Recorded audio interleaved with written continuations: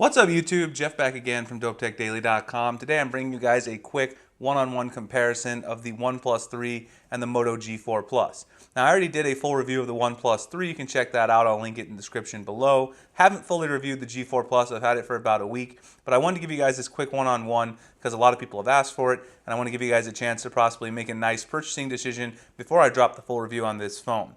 So let's start off with the build quality, the overall specs, and the price of each phone. That way we can sort of get that out of the way. And then I'll talk about some of the features, software, camera, etc. So on the build quality front, the OnePlus 3 is the overall winner. Just looking at the two phones there in my hand, you can see the OnePlus 3 is made of all metal, while the Moto G4 Plus, of course, has plastic. And this is also plastic around the sides. I just want to point that out. I thought that this was actually metal around the sides of the G4 Plus.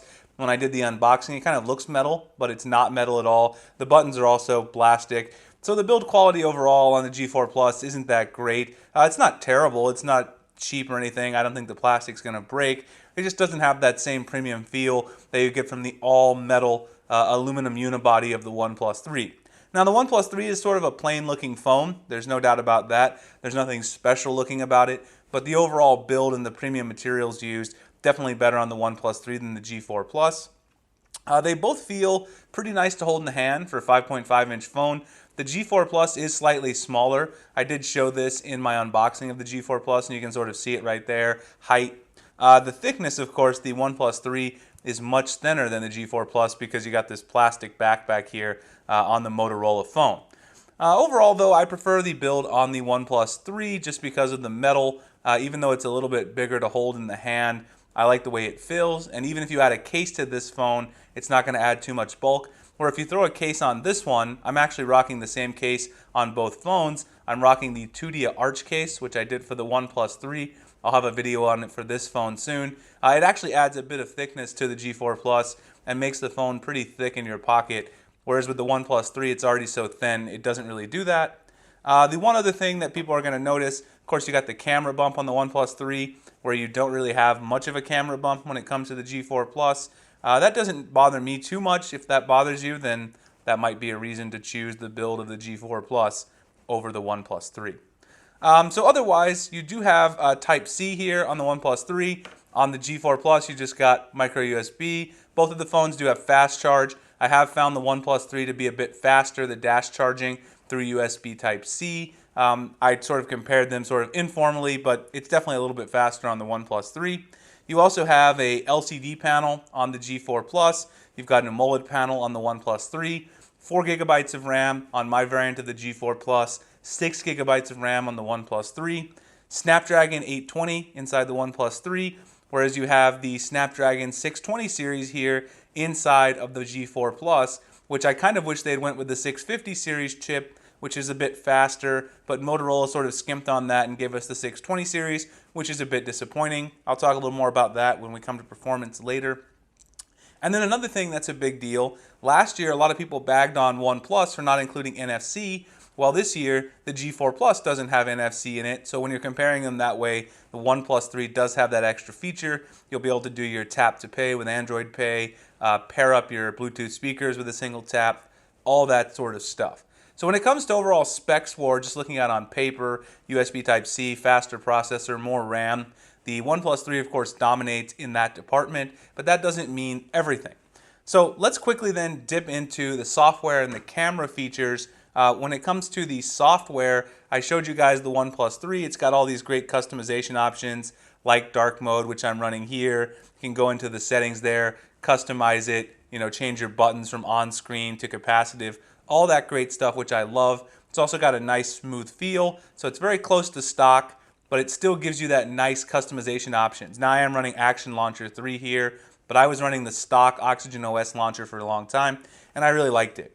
On the other hand, the Moto G4 Plus, it's much closer to stock, so it's much closer to actually having a Nexus phone when it comes to the software experience. But because of that, you also lose a lot of those great customization options. So if you go into the settings here, you'll see settings here that remind you a whole lot more of the settings you would get just from Google. So neither of these phones is too far from stock, but the G4 Plus is a lot closer to stock overall.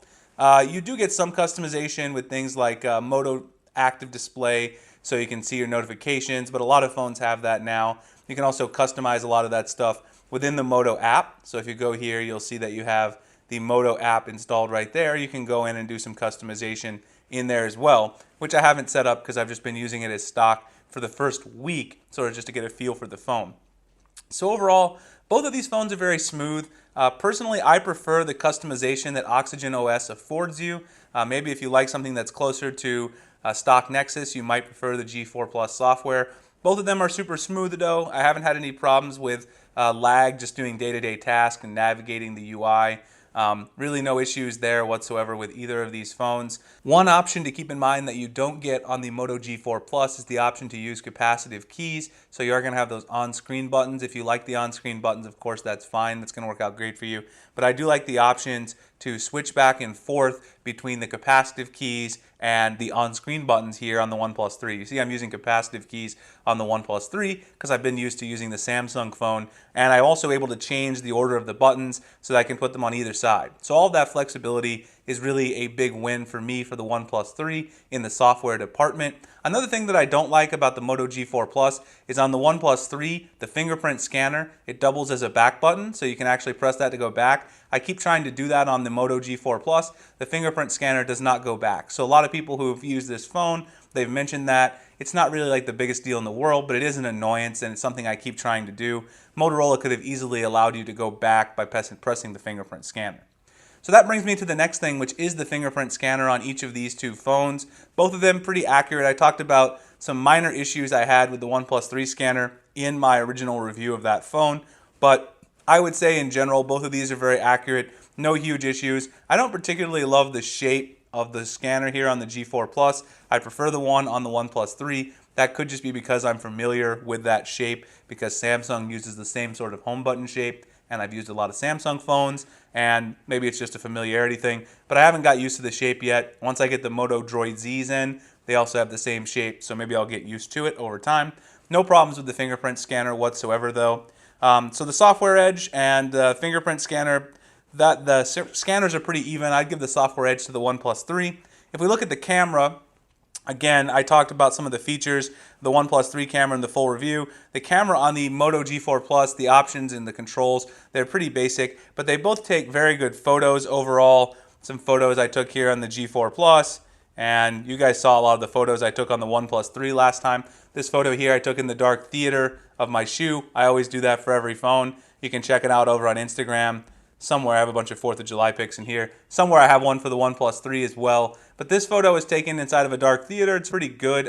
There's some noise towards the edges of the photo. So I'd say the G4 Plus does really well. Probably on par with the OnePlus 3 if you're taking photos in daylight. But in lower light, I definitely give the edge to the OnePlus 3. If I can find that photo I took with the OnePlus 3 here, it's in the gallery. Let me just go back and look for it, and we can do a quick comparison. I'll direct you guys over to my Instagram. You can take a look at the full photo. But the OnePlus 3 is definitely better in low light. So here you've got a picture I took of some white cement 4s in the theater before the previews.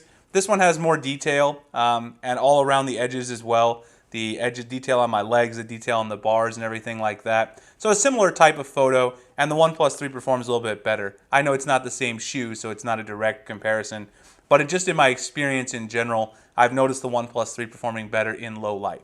Otherwise, the cameras are pretty close. Again, the options, there aren't a ton of options on these cameras. You're getting pretty basic camera. You have, HDR, things like that. But overall, the quality pretty good. The video quality, I already said on the OnePlus 3, the rear camera quality is not that great. The stabilization could be better. I haven't shot any rear-facing video yet with the G4 Plus. Both of them have very good front-facing cameras if you're going to shoot videos like a vlog or something like that. So no complaints there. So I would say in terms of the camera, I give the slight edge to the OnePlus 3 because it has better low-light capability.